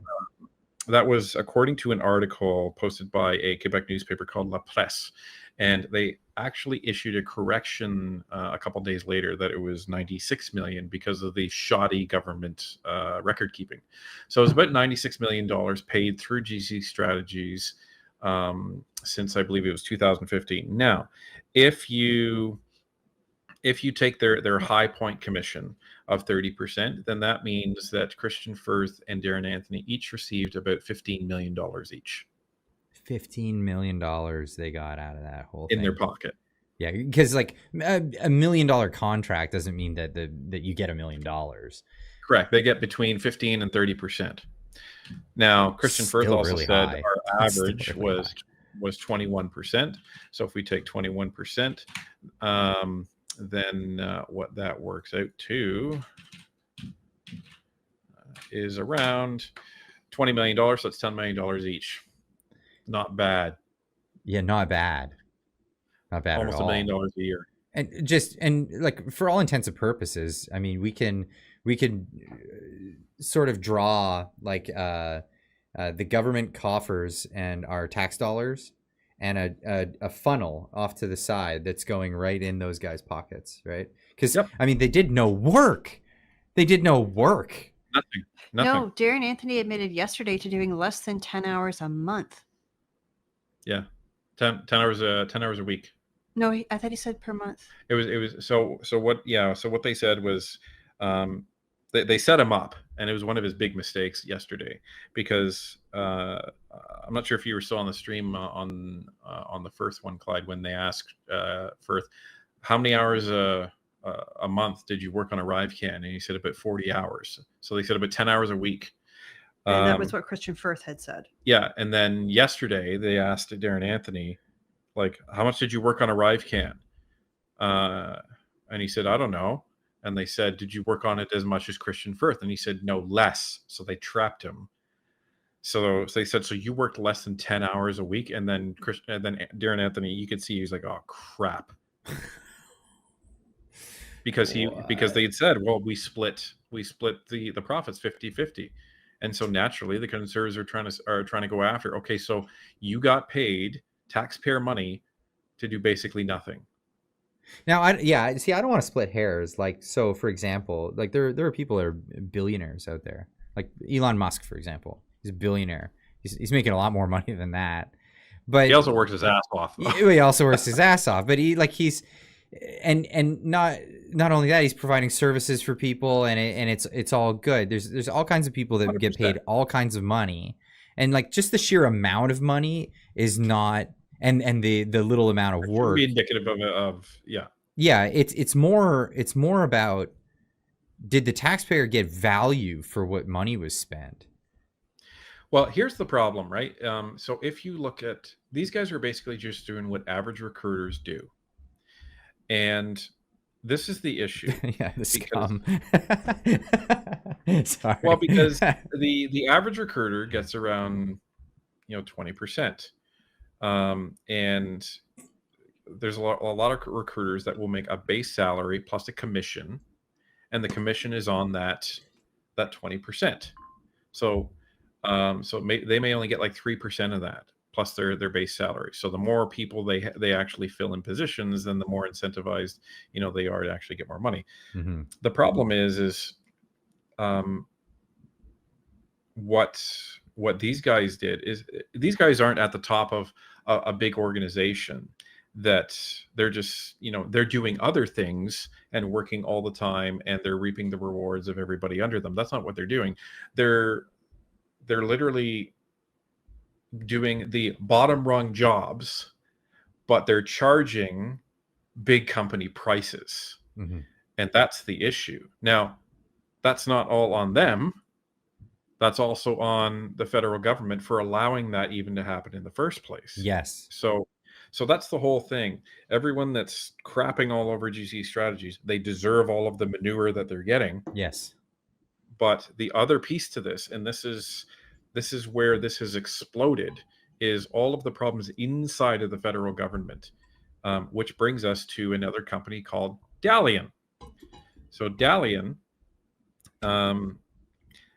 is a company that is always in what they call joint partnership with another company called Cordex. These guys are just staffing companies as well. Now, they get paid. Dalian got like a $22 million contract. You know how many employees they have? 3. So what did they do? They subcontract to Cordex. Cordex then subcontracts out to other people. So everyone's taking a percentage along the way and getting rich off of it. Now, the other thing that Dalian does is they operate as an indigenous classified company, meaning they get preferential treatment in the procurement selection process. Oh, right. Okay. Right. Okay. Now, the CEO of Dalian is a man named David Yao. David Yao, it was recently discovered, also works for the Department of National Defense for the federal government. That's not allowed, Clyde. No.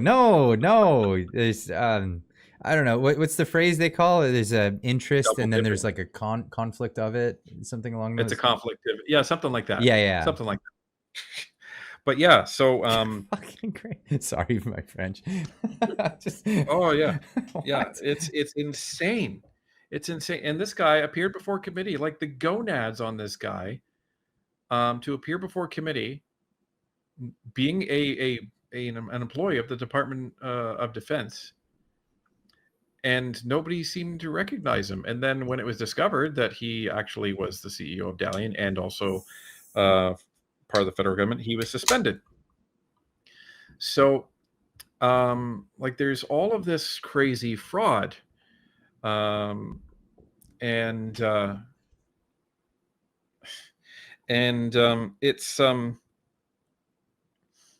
it's interesting. I was just seeing one of the comments in your chat, and I was going to say something, but I'm not going to. Oh, somebody, Mark accepted my apology. He's bilingual. Oh, there you go. But well, so my question is, because like this is happening. GC Strategies, now this Dalian company, who's got insiders. He is the inside. He's his own insider. Like, yeah, that's how lazy they're getting, that they don't even have like another guy. It's my guy, you know, that kind of thing. And we hear now the Auditor General had 3 staffers in her office that fired. Yeah, fired for doing the same thing, for contracting it to other departments. Contracting, conflict of interest contracts, like the Auditor General's office. Right under her nose. Crazy. Yeah, they were all fired last year, I think. Yeah. But this is crazy, because the question obviously is this just the tip of the iceberg? How many contracts go out from the federal government or municipal governments or provincial governments, all these governments across Canada? What's our spending tally per annum? Oh, on professional services, it's like $20 or $30 billion or something like that. How is all of it like this? And that's the question, right? So there's kind of a rule in auditing, right? Is when an auditor comes into an organization and they say, you know, give me, you know, I'm here to look at your processes of X. So it could be your financial processes, it could be your information management processes, whatever it is. So they say, okay, you show me what your process is supposed to be, and then you do, and then they say, show me a list of examples that have gone through your process. So those could be invoices, those could be purchase orders, whatever process it is. And so then you give them the list, and then what they do is they'll pick a random sampling. So let's say they'll say, we'll take 2 from here, 2 from here, 2 from here, 2 from here. Mm-hmm.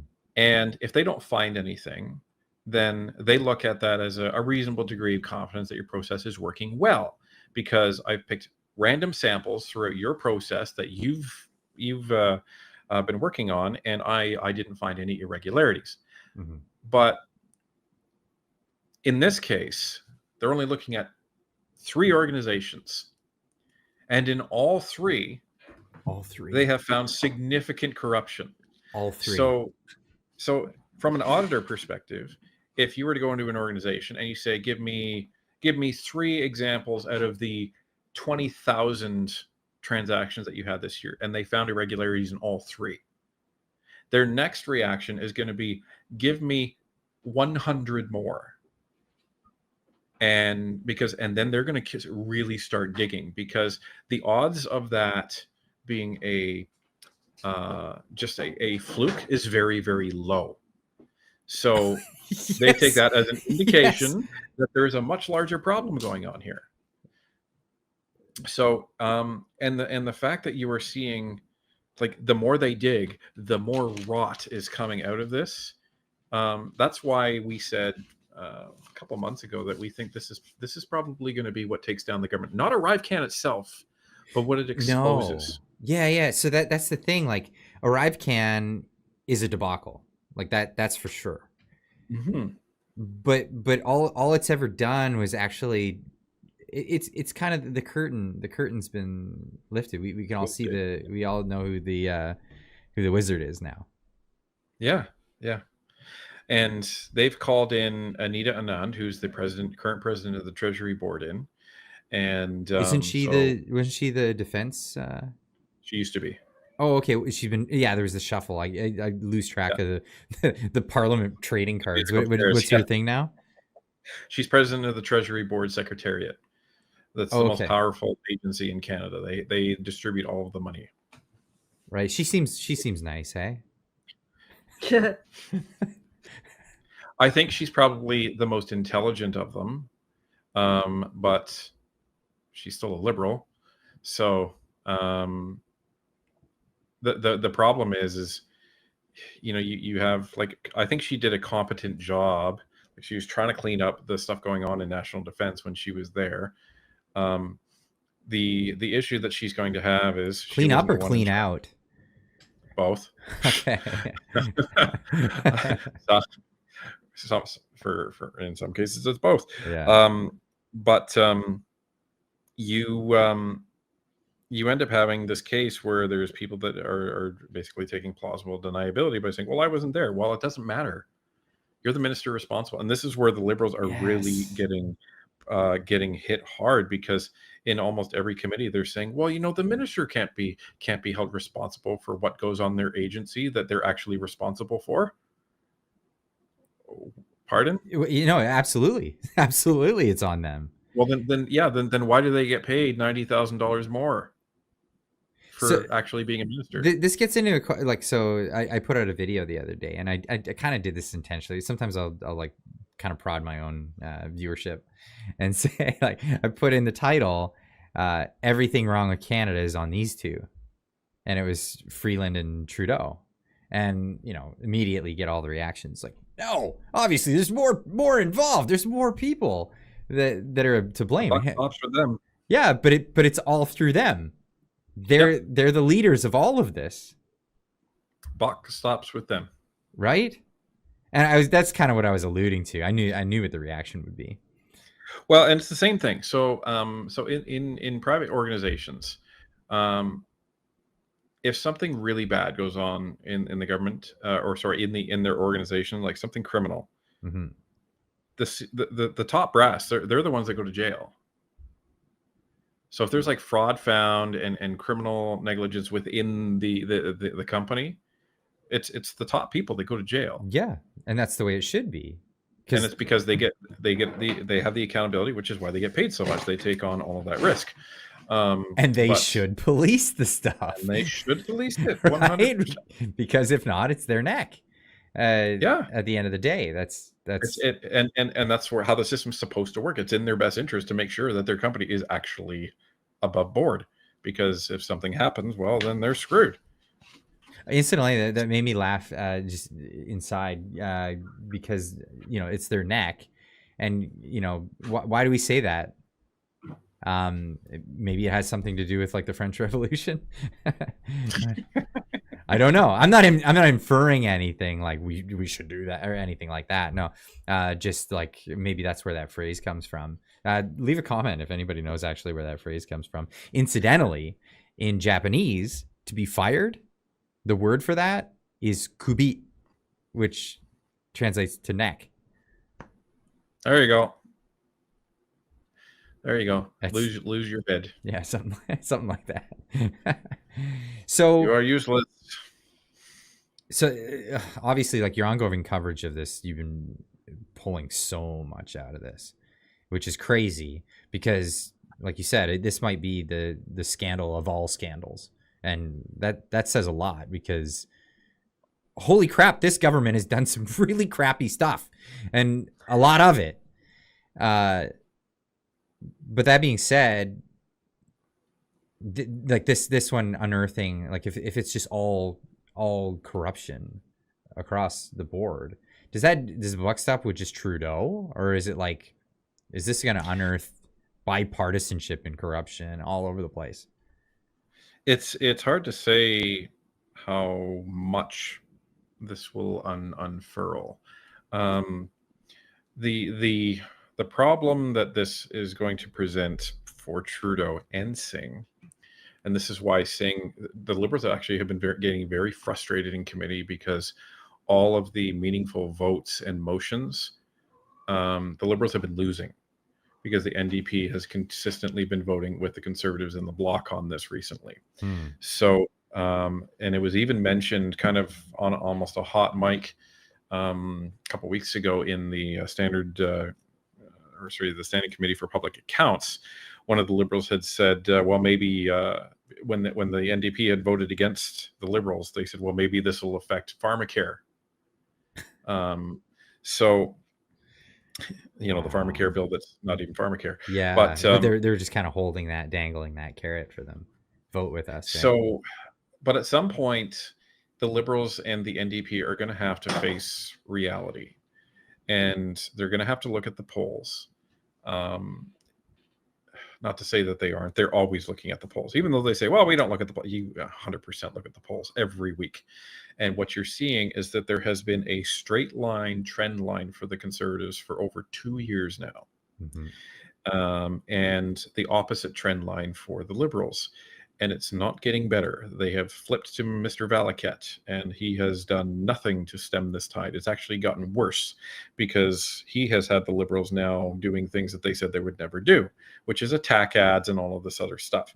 So they're actually alienating even more voters from them. Right. Now the NDP, they are watching April 22nd very carefully as it approaches, which is the boundary change for the ridings. And they are watching April 16th coming along very shortly. But that's when the budget is presented, which is the next scheduled confidence vote. Right. So they would have seen they made a big song and dance about pharmacare. In terms of the polls, it did nothing. Literally Worse, zero. it went backwards. It went down. Yeah. So their support actually decreased after the pharmacare bill was announced. They're going to be looking at, and all of a sudden they stopped talking about pharmacare. Now they're talking about school lunch and other this other thing that they announced recently that they're going to force the government to do. They're trying to see if them exercising their quote unquote power is actually going to be moving the needle at all now with their base. And if it doesn't, if they don't see that there's any inclination over the next couple of weeks, they have to make a decision. And the decision is, we either go now when it sucks to have an election for our party, or we wait until after April 22nd when the boundary ridings change and it gets a whole lot harder for our party. So I use this analogy often. The Titanic has already hit the iceberg. So is it better to get off the boat at the beginning of when it starts sinking, or at the end when it is submerging between the waves and you're having to jump off and hope for the best? So you get off in the lifeboat or jump off at the end, because either way it's going down and there's nothing they can do about it. So they need to understand this, because think about what happens over the next 12 months with the NDP. On April 1st, carbon tax goes up. Yeah. And be screamed about that even more than they already are. Look at all they're trying to do it. And that's all going to be then directed towards the NDP. You allowed this to happen. You are making this this even worse. And then everyone who bought a house 4 or 5 years ago, all your mortgages are now going to be coming due in the next 6 to 12 months. And you are now going to be paying double that, which all of the banks are starting to get scared because they're saying there's a mortgage crisis coming, and we're looking at a large number of defaults. And remember 2008, everybody? Well, we could be seeing that in Canada. Yeah. So so then if that happens, the economy really takes a tank. And all of this is going to be laid at the feet of the NDP. You did nothing. Yeah, we already know the Liberals are at fault. They're done. But the NDP are enabling them. 100%. So they actually have the potential of decimating their party. So they need to look at this. Like, do we get off in the lifeboat and maybe sail past the Liberals? Because right now they're about neck and neck, which is not because the NDP have gone up. The Liberals have been dropping so much. Justin Trudeau is actually starting to be in danger of losing his seat, which was not the case 3 or 4 months ago. Wow. He's only about 7 points ahead or something like that.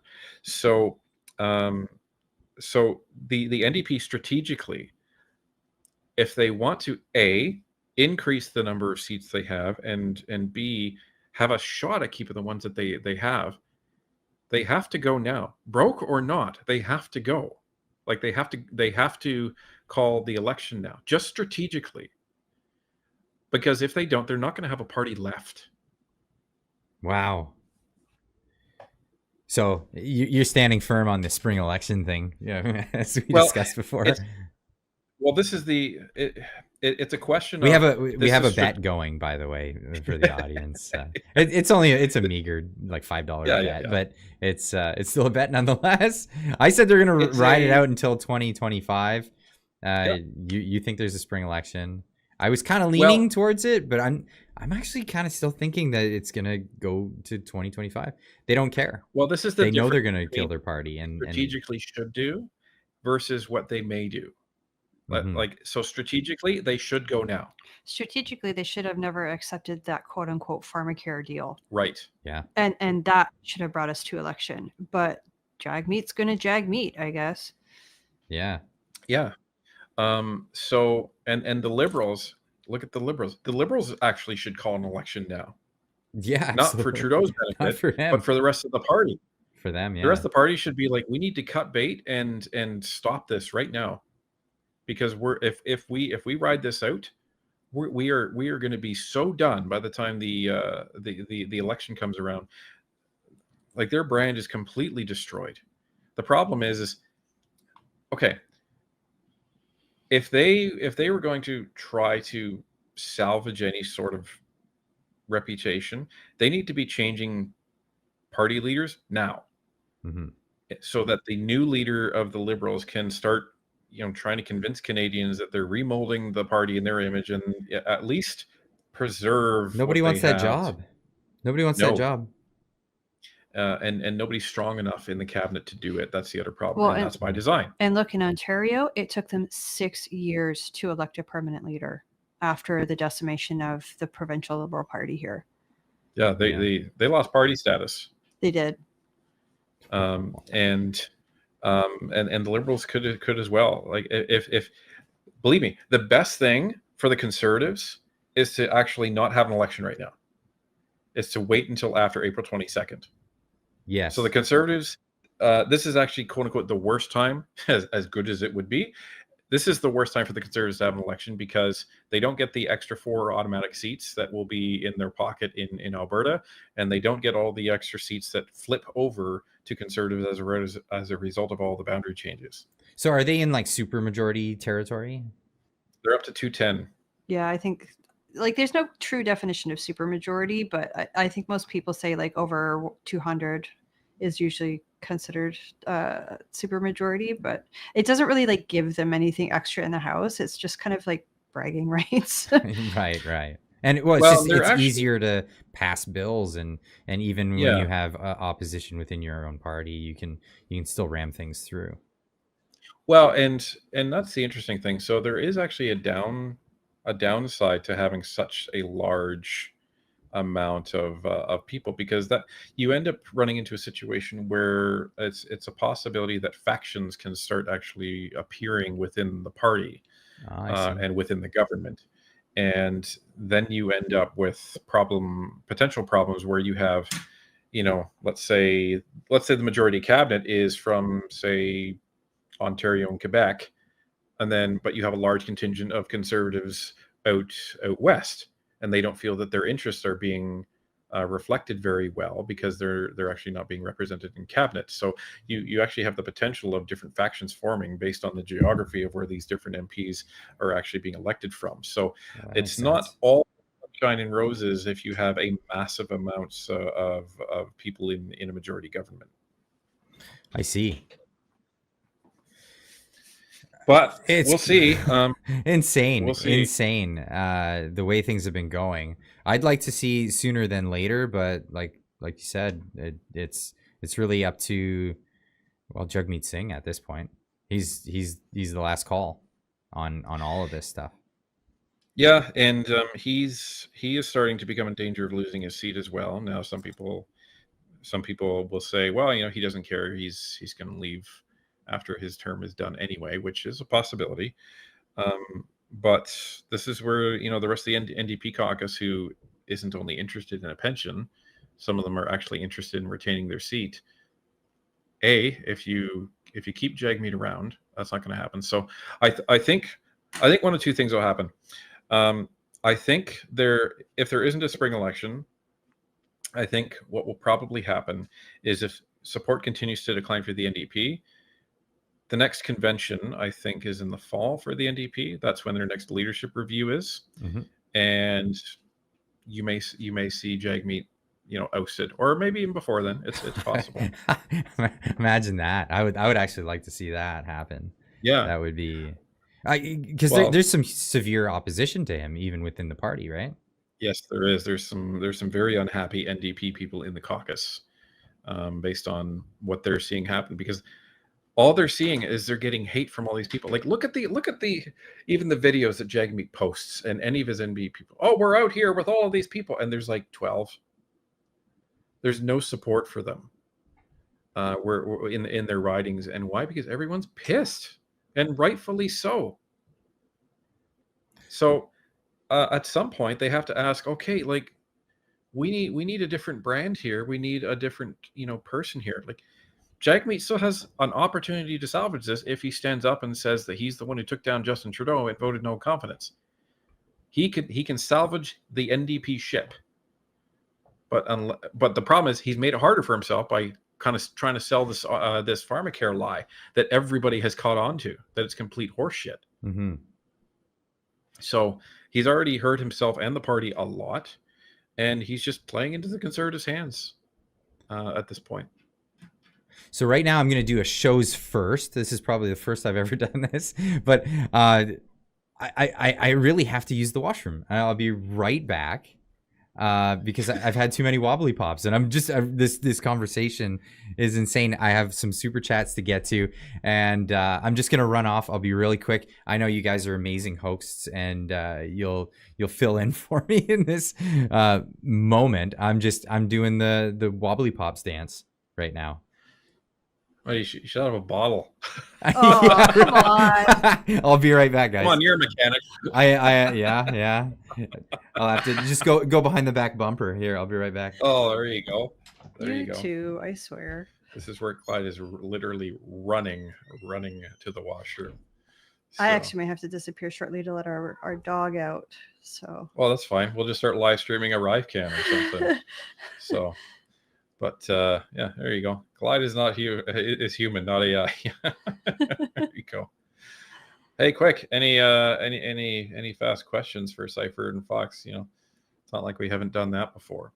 But what we can do is we can, as Clyde's doing that, we're actually going to be, for those that don't know, we are interviewing four members of Parliament next week: Larry Brock, Stephanie Kuzi, Kelly Block, and Garnet Jennis from the OGO committee.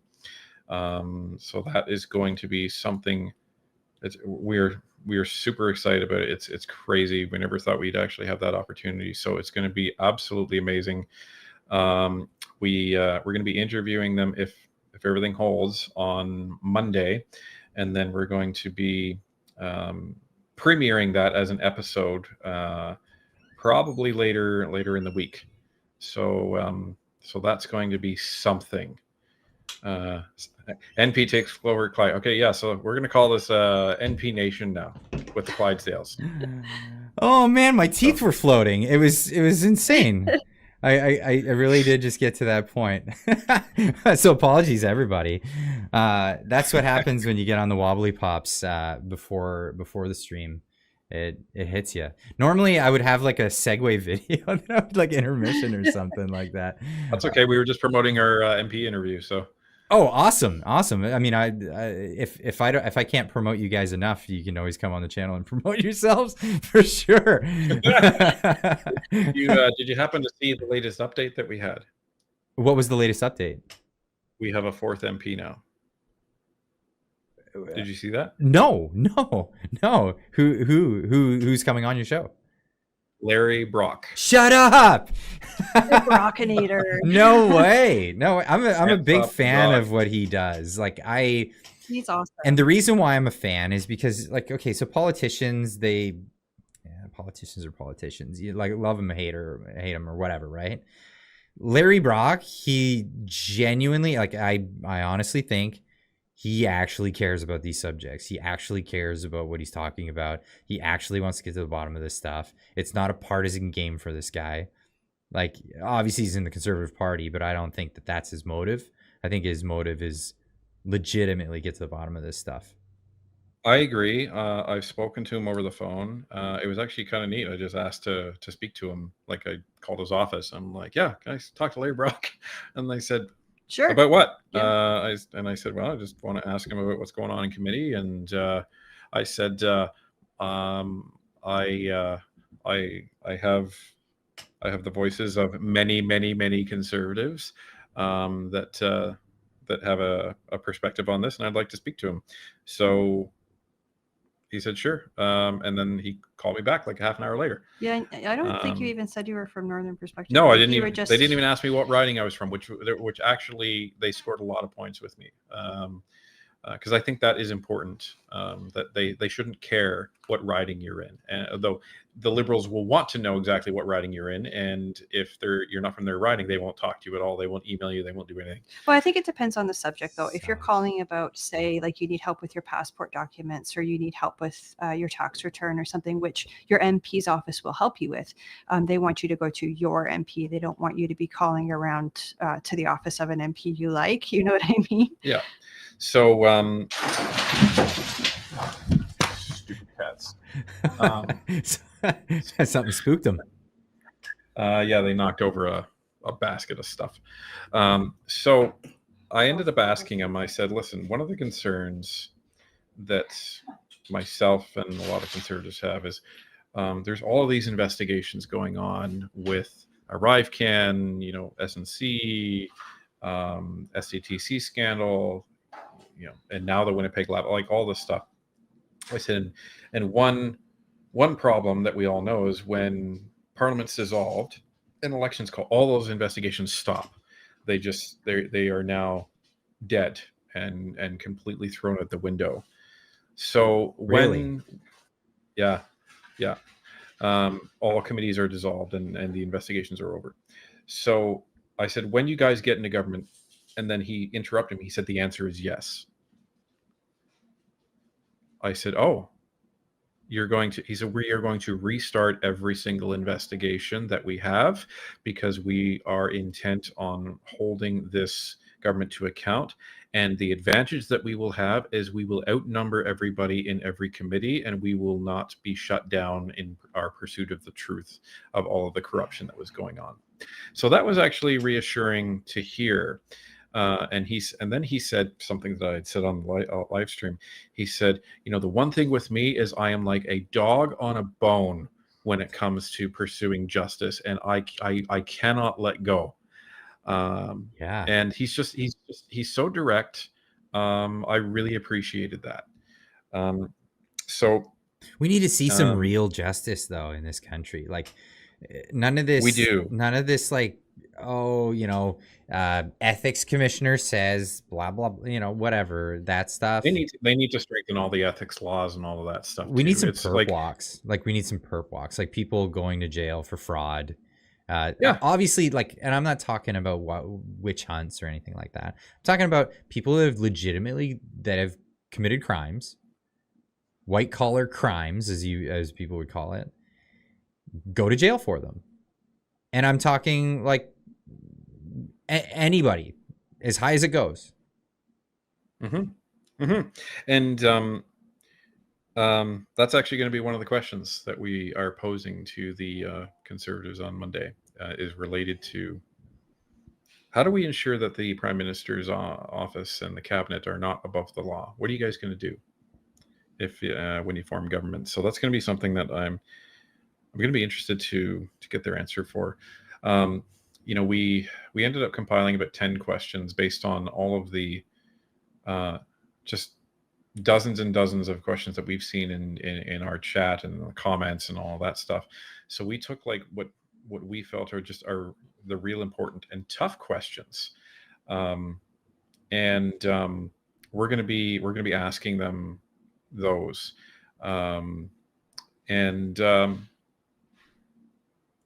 we're probably only going to be able to get to 4 or 5 questions just because it's 30 minutes. It's 4 MPs. that's going to disappear very, very quickly. Um, Yeah. Especially if politicians can I'm talk, aware right? of how these things go now at this point. You prepare for So, so much, and then you only get to a couple of things. yeah, so we've picked out what we feel are just the real meaningful questions. Just don't ask them about Um, golf balls or something like that. no, no. Um, That's a and Kretchen reference. You wasted. You rode the clock out with that one. and if I don't get the answer that I want, I'm going to challenge them on it, because Canadians don't need promises; they need assurances. That's what they need. Don't tell me you're going to do something if you have no intent of doing it. And it's one thing I've said on our channel before. I said, if Pierre's listening, I have a message for Pierre. Be careful. Be very, very careful, because there's so many people around this country that you have given hope to based on the promises that you've made. If you don't respect that, and if you renege on these promises that have given these people hope, you will never ever get it back. No, They will and come. They nor will come will for the you with more Conservative vitriol. Party. No, they will come for you with more vitriol than they came for Justin Trudeau, Mhm. because Justin Trudeau, it was corrupt to their face, and if the corruption that they end up seeing is behind hopeful words, it's a dangerous game to play. Now, I don't have any belief that Pierre is going to do that, but everyone does need to prepare themselves. At some point, the Conservative government is going to have problems. There's going to be scandals. There's going to be issues. It's how they handle it is going to be what's important. So my thought on, so obviously Pierre Poilievre is going to be the next Prime Minister of Canada. That's a shoe-in. Yep. There's Unless something crazy happens. Yeah. But as much as what Pierre does in the media, he's a savvy politician. He says a lot of the right things, right? And he knows how to get people on his side. But as much as he is, winning and all that stuff, and the rhetoric that he says, he's still just he is still a politician, right? And he still plays it safe on so many things, and we've seen this over and over again. It's been disappointing at times, it's been frustrating at other times, and and then it's also been rewarding at other times. But at the end of the day, he does still play it safe. I think it's our job at the end of the day to move the culture forward, because the political left have taken over the culture in every aspect, media, whether it's like entertainment media or print media for news, all these other things, education, all of the facets of our society. They've taken over this stuff. It's our job to turn that around so that the popular culture aligns more with the average Canadian, instead of this hyper focused woke group of whatever you want to call them, elites, or just a small minority. Ideologues. It's our job to wake everybody up so that we're all putting the pressure on that government as they're in power, and that's what's going to move things in the right direction. We can't wait around for a savior, but we can wait around for a politician that's looking to keep his job. You know what I mean? Yeah. Well, and one thing that we've started to talk about is people don't need to wait for the savior. You need to be your own savior, and what I mean by that is, we have been conditioned intentionally to spend more time thinking about which next mobile phone we're going to buy, what type of brand of TV are we going to buy, what movie are we going to be watching. People spend more time researching the type of movie that they're going to be watching this weekend than the next mayor of their town, than the next candidate of their riding, and that needs to change. It really needs to change. And it's I'm not going to say it's Canadians' faults, because it's happening everywhere, and the people at the top, they're counting on you not paying attention. An informed and educated population is the most significant threat to any corrupt government, because you have the power to actually change it. So, when your next city councilor is coming up for election, you need to look up who they are. You need to ask to speak to them and the other candidates, because it's not just the federal government that needs a change. It's every level of government. Oh, It's absolutely. municipal. It's your education board. It's your trustees. It's your provincial government. And every single person has the power to make that change. And you just need a pencil and a voting card. So research these people, understand what their politics are, and make the best informed decision that you can. And if you've done that, and the population at large still elects somebody who's incompetent or a bad choice, at least you have a completely clear conscience and saying, I've done everything that I can. Yeah, So absolutely.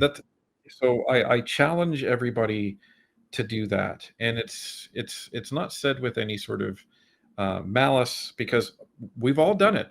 We've all done it in elections. I've done it, but I'm vowing not to do that anymore. And I'm seriously going to be looking at every single candidate in every single election that I have the power to vote in, and I'm exercising that power. It's the most powerful, I think, act that you can do as a citizen of any country, and that's where you become more powerful than any government.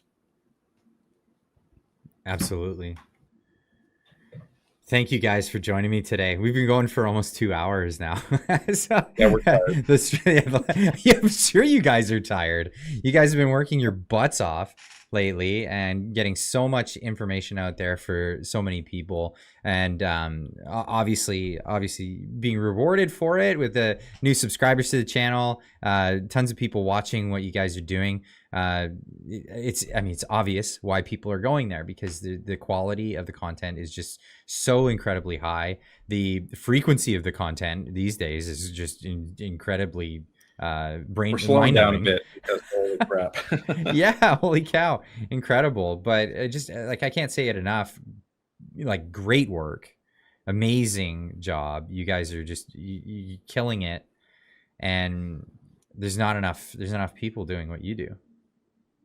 Well, thank you for those kind words, Clyde. It's interesting because I think you were one of the first shows that we were actually brought on, and it's nice to chat again. And as we keep saying, Team Canada, that's what this is Team Canada. Every content provider that is exposing what is going on in the government, we do it in different ways, and that's why we share audiences. And we don't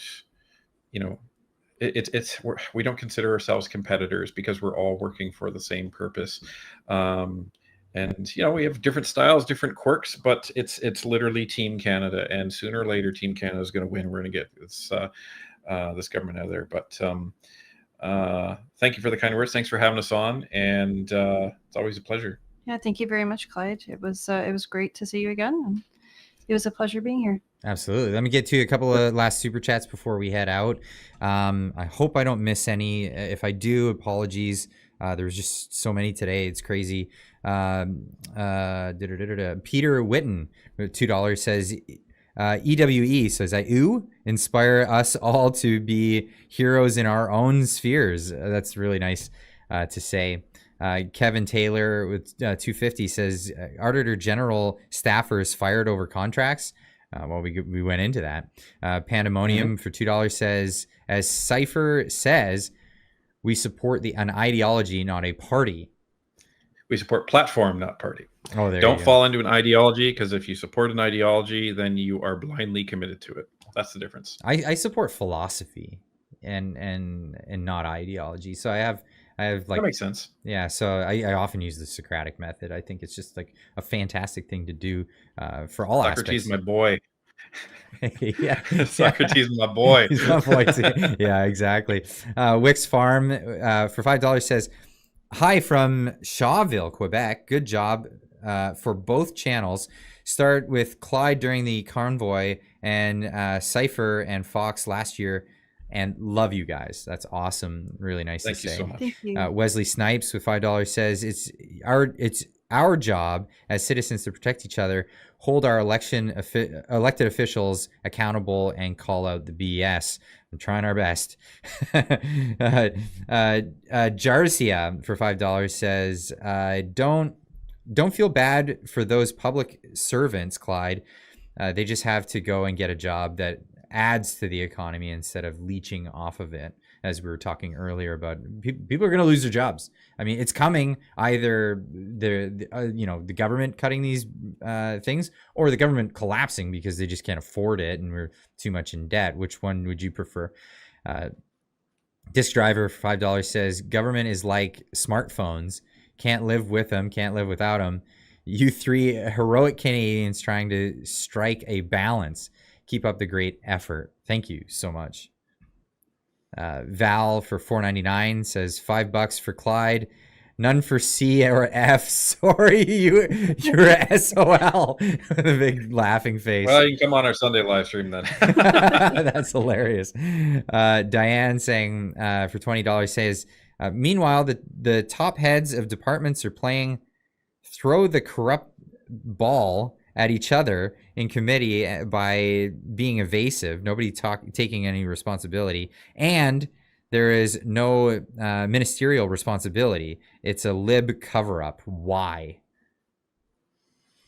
Because the NDP allowed them to do it. Yep. There you go.